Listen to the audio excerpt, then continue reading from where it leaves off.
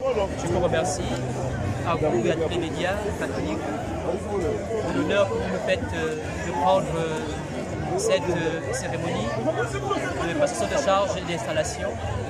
Le sentiment qui nous habite, l'abbé Simplice, M. Mouma et moi, est un sentiment de joie.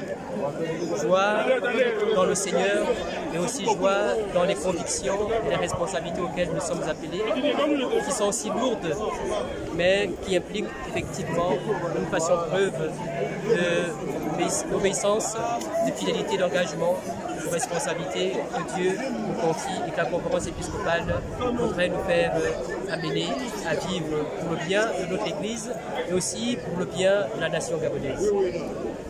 L'abbé Jean-Pierre Lélac disait que l'école catholique est une école tout autre. Qu'en pensez-vous? Alors, Monseigneur Jean-Pierre Larzé a parfaitement raison.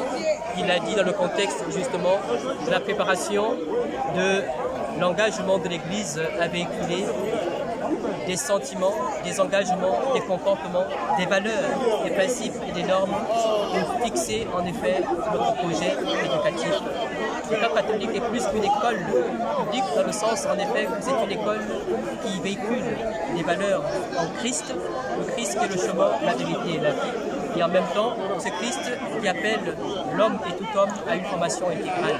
Cette formation intégrale suppose qu'au niveau de la direction nationale, eh bien, que nous prenions en considération, au-delà des pédagogies qui nous sont proposées par les différentes sciences, et que nous prenions en considération effectivement la formation de l'homme dans sa volonté d'être au service de Dieu et au service des hommes, pour le bien commun de tous et de chacun.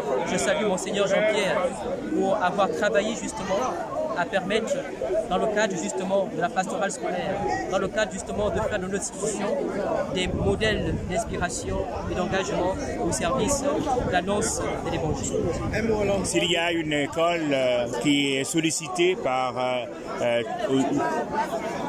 tout le monde, aussi bien ceux qui sont catholiques que ceux qui ne le sont pas, c'est l'école catholique. Devant cette affluence et cette recherche de la formation, que pensez-vous, que voulez-vous à nouveau offrir à tous ces parents d'élèves pour l'éducation de leurs enfants? L'école catholique est une proposition de foi, une proposition d'espérance, une proposition de charité. Voilà les vertus théologales justement auxquelles nous sommes disposés à cultiver dans le cadre de notre projet éducatif. À travers ces vertus théologales, eh bien, des hommes et des femmes de bonne volonté, mais aussi des hommes et des femmes qui ne partagent pas forcément notre foi chrétienne, eh bien, reconnaissent en nous des valeurs, des principes qui nous avons hérités et qui présentement, effectivement, font de nous des hommes et des femmes invertérés, autrement dit des hommes habités par une volonté de réussite, fondée sur Dieu, fondée sur le bien commun de tous et de chacun, fondée sur la volonté de réussite selon le cœur de Dieu.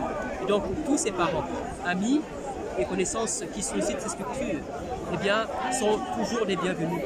Mais le constat est que, nous l'avons soulevé tout à l'heure lors de notre prise de parole, le constat est que nos structures aujourd'hui, eh bien, sont en situation d'obsolescence. Les structures aujourd'hui ne sont plus à même, en termes de capacité, de pouvoir recevoir tous les besoins auxquels, effectivement, la société nous voudrait nous voir, effectivement, assumer.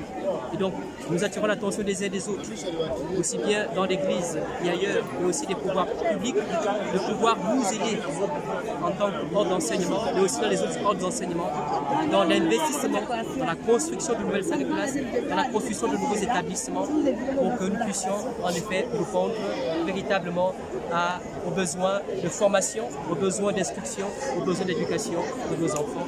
Pas seulement nos enfants, mais aussi des adultes. Parce que l'enseignement catholique, ce n'est pas seulement que l'enseignement général. Cet enseignement a besoin de pouvoir se diversifier de l'enseignement technique, de l'enseignement professionnel pour le besoin de notre jeunesse, pour les besoins des adultes capables en effet de travailler à la vie du Seigneur. Un mot à l'endroit de vos collaborateurs, chefs d'établissement. Je voudrais remercier tous mes collaborateurs, aussi bien ceux du premier degré que du second degré, nos chefs de département techniques qui nous aident parfois dans la discrétion, dans le détachement, à faire en sorte que les résultats scolaires eh bien, puissent être les meilleurs justement dans notre contexte social et culturel, puissent être également des résultats, pas seulement sur le plan de la note, mais des résultats dans le sens du comportement, dans le sens de l'engagement des études voulues par les projets éducatifs pour nos écoles, pour nos élèves et surtout pour toute la communauté éducative. Je dis merci à tous ces chefs d'établissement qui se donnent la peine effectivement de y travailler, parfois dans des conditions particulièrement âpres, particulièrement difficiles. Ici, dans la commune de Libreville, nous n'imaginons pas ce que c'est que de pouvoir travailler en zone rurale. Et pourtant, vous avez des chefs d'établissement, du premier degré particulièrement, et ceux du second degré, qui travaillent dans des conditions très difficiles, avec des enseignants qui sont en quête d'une condition professionnelle plus viable, plus respectable, mais qui n'ont pas forcément les moyens adéquats pour le faire. Et nous attirons l'attention, justement, de notre institution, notre tutelle, l'Église, mais aussi de l'État, de pouvoir justement faire bénéficier à ces hommes, avec leur volonté, avec leur savoir, leur conviction, et de pouvoir travailler dans les meilleures conditions possibles. Merci. Monsieur l'abbé, vous êtes jeune et vous prenez la tête de l'enseignement catholique. Est-ce qu'on peut penser à un rêve pour être présent dans le milieu universitaire? C'est vrai, il y a le grand séminaire, il y a l'Institut Daniel Brottier, mais est-ce que l'enseignement catholique, puisque tant d'hommes et de femmes nous confient leurs enfants au pré-primaire, au primaire, au secondaire, premier et second degré, et voudraient que ces enfants, c'est vrai, il y a l'UCAC à Yaoundé, mais sur Libreville, sur le Gabon, à l'Université catholique. Merci pour la question. Je voudrais simplement dire qu'au-delà de votre question, ça reste une préoccupation de la part des évêques. Depuis plus d'une dizaine d'années, sinon 15 années, eh bien, les évêques effectivement pensent justement à faire en sorte que notre ordre d'enseignement eh bien, se dote des structures, de grandes écoles et de grandes universités pour pouvoir répondre justement aux besoins de nos jeunes après le baccalauréat.